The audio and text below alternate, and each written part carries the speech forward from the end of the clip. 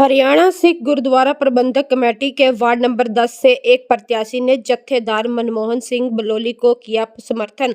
अब 4 प्रत्याशी मैदान में। 17 जनवरी को शाम 6 बजे मिली जानकारी के अनुसार हरियाणा सिख गुरुद्वारा प्रबंधक कमेटी के वार्ड नंबर 10 से प्रत्याशी एडवोकेट गुरमेल सिंह ने जत्थेदार मनमोहन सिंह बलोली को समर्थन दे दिया।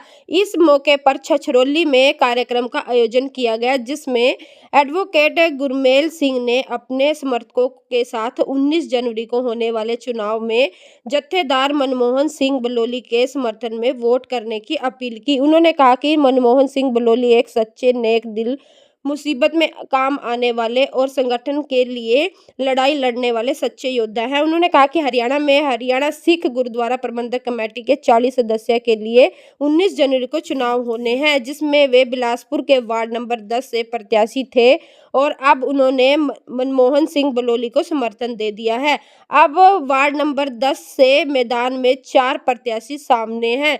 जत्थेदार मनमोहन सिंह बलोली ने कहा कि अभी तक हरियाणा सिख गुरुद्वारा प्रबंधक कमेटी के चुनाव में हरियाणा की अनदेखी होती आई है, लेकिन अब ऐसा नहीं होगा। इन चुनाव के बाद वह गुरुद्वारों के उत्थान, उनके विकास और गरीब और जरूरतमंद लोगों की सहायता के लिए कार्य करेंगे। इस मौके पर डिम्पल पूर्व सरपंच कड़कोली, कमलजीत छछरौली, जसवीर सिंह पूर्व सरपंच, पूर्व याकूब आदि मौजूद रहे।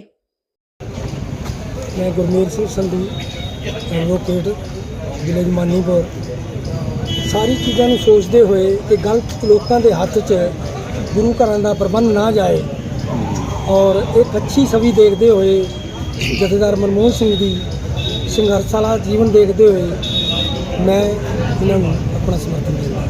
पहले आरोप लगे हैं प्रत्याशियों पर गुरु की गोलक का नाजायज इस्तेमाल किया है। ये तो हुआ है, सारी सोसाइटी को पता है, ताले भी तोड़े गए हैं।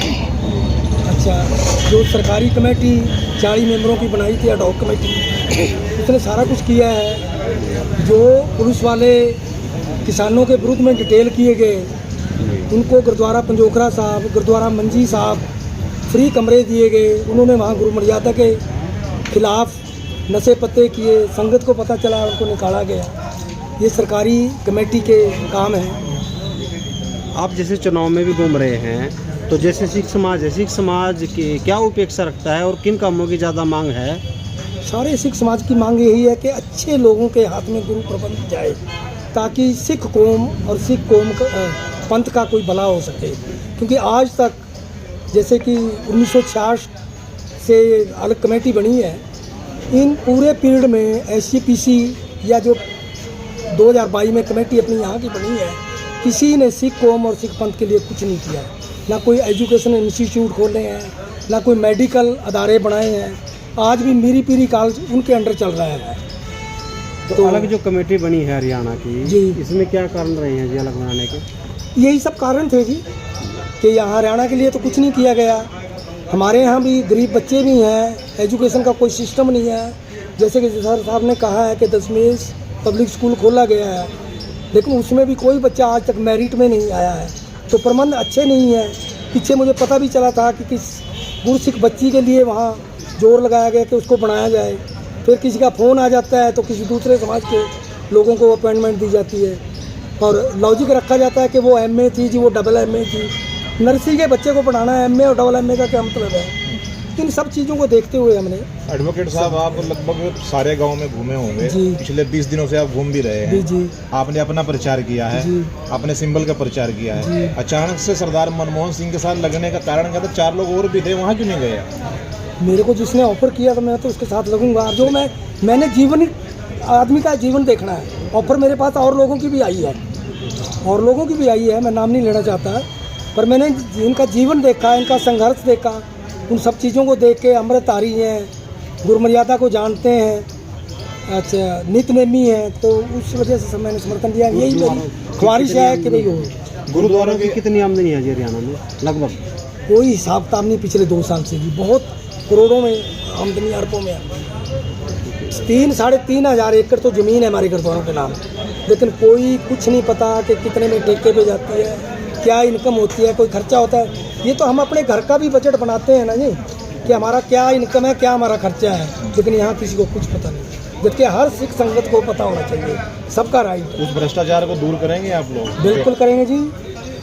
जिक्र हमारी संस्था को, हमारे लोगों को जीत मिली तो हम बिल्कुल करेंगे। ऐसे लोगों के हाथ में मैनेजमेंट देंगे जो गुरु की गोलक की सुरक्षा कर सके और गुरु घर में सुधार कर सके, सिख को सुधार कर सके। सरदार मनमोहन सिंह जी आज समर्थन दे दिया है गुरमीत सिंह ने, आपका काफिला बढ़ भी चुका है आज, तो क्या कहेंगे इसके बारे में आज आप? मैं यही कहूँगा कि जो हमने लड़ाई 2 तारीख से शुरू की थी इलेक्शन की, तो हम संगत के पास गए। ज्यों-ज्यों हमने ये अपना विज़न रखा कि अगर हम बनेंगे तो गोलक की दुर्वर्तों रोकेंगे, गोलक के पैसे से गरीब बच्चों की पढ़ाई, गरीबों का इलाज, गरीब लड़कियों की शादी, विधवाओं को भी हम जो अगर गरीब हैं उनका पति गुजर जाता है तो उनको भी मदद देंगे। और वो तभी हो सकेगा कि अगर गोलक सही हाथों में जाएगी।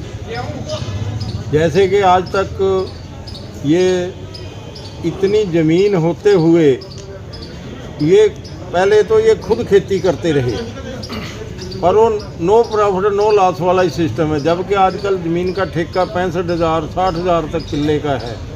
अगर ये ज़मीन ही ठीक ठेके पे चली जाए तो बहुत इससे आमदनी हो सकती है। और उससे हम जैसे संधू साहब ने बात की मीरी पीरी कॉलेज की, वो ज़मीन 27 किले किसी ने दान की थी गुरुद्वारा, लोकल गुरुद्वारा साहब को, जो ऐतिहासिक था शाहबाद में। तो जब इन्होंने गौड़ा साहब और ये बादल साहब इन्होंने कहा जी हम यहाँ मीरी पीरी कॉलेज बनाएंगे, ये ज़मीन जो है ट्रस्ट के नाम कर दो। ट्रस्ट का चेयरमैन प्रकाश सिंह बादल और 8 मेंबर और पंजाब के, हरियाणा के सिर्फ 2 मेंबर लिए थे, एक बलदेव सिंह कैंपुर और एक अमरजीत मंगी। देखो पर आज भी वो और गुरुद्वारों का प्रबंध आ चुका है, पर मीरी पीरी का आज भी ट्रस्ट तो कायम है। नलवी साहब ने पहले एक दफ़ा केस डाला भी था हाई कोर्ट में, वो खारिज हो गया था। अब नए सिरे से केस डालना है या कैसे करना है, उसको भी अपने हाथ में लेके मीरी पीरी कॉलेज को बनाना है। वो सिर्फ एक OPD बन के रह गया। और वो ज़मीन जो है आज अगर उसकी मार्केट वैल्यू लगाई जाए तो 5-7 करोड़ एकड़ से कम नहीं है। और वो सारे के ट्रस्ट वो बन गए हैं। वो मर गया सुखबीर, प्रकाश सिंह बादल मर गया, सुखबीर उसका चेयरमैन बन जाएगा। तो ये हमें बर्दाश्त नहीं है कि पंजाब के आके यहाँ हमारे पे चौधर करें और काम ना करें, सिर्फ चौधर करें। तो ये मीरी पीरी कॉलेज भी हमने वापस लेना है। अगर ये गुरुद्वारा एक्ट भी जो बना है इसमें भी काफ़ी त्रुटियां हैं, वो भी ठीक करनी है। वो तभी होंगी अगर 2/3 बहुमत जो अच्छे आदमी चुन के आएंगे। क्योंकि SGPC में अगर नॉमिनेट जो मतलब होते हैं ना मेंबर, वो मेंबर करते हैं, तो यहाँ सरकार करेगी, उसको भी